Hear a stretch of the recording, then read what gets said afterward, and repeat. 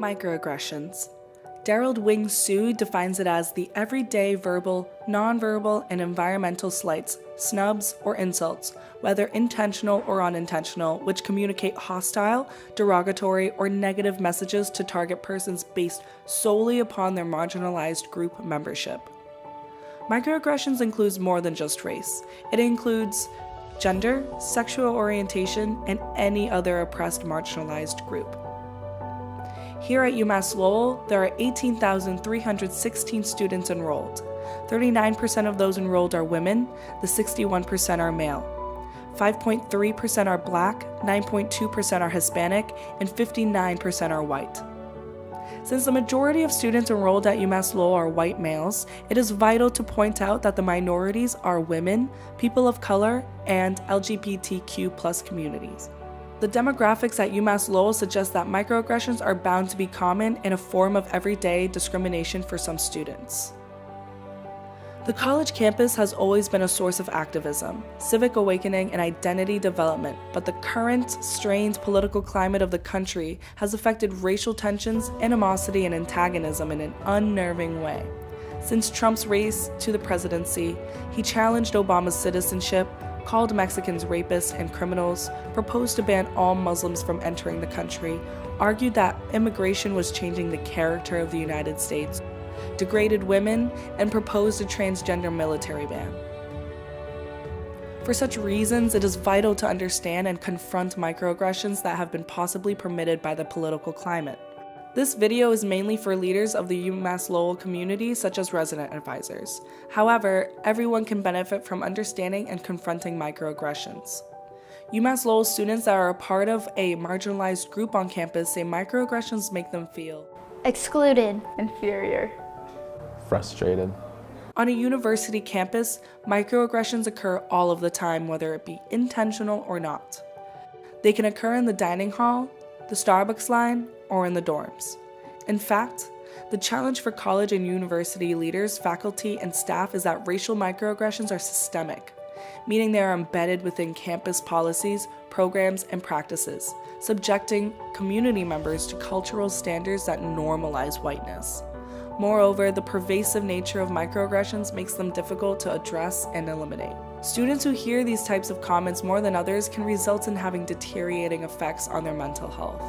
Microaggressions can result in anxiety, nausea, resentment, isolation, and depression. Here are examples of microaggressions that can be seen and heard on campus. Watch carefully how the students react to these microaggressions. So babe, come back over here. Excuse me? How about you stop degrading women? Oh my god, Hikma, I love your hair. Can I touch it? Is it real? So Thomas, I have a question. Yeah. Are you like the boy or the girl in the relationship? Well, I'm gay, so like by definition, it's like a dude and then another dude. There is no girl, so neither of us is the girl because we're both dudes. As you can see, in the first clip, the female student decided to confront the microaggressor by telling him to stop degrading women. This can be a great way to let the aggressor understand and feel aware of how his actions can affect women. In the second clip, the white student inappropriately touches the black student's hair before getting consent and then asks if the black student's hair is real. This is a common microaggression on campus. The black student feels inferior to the white student because of the comments she makes. Yet, she stays passive because she feels as though she'll seem too sensitive. This is not a confrontation. Yes, sometimes being passive about a microaggression is a way to ignore the comments and let it go.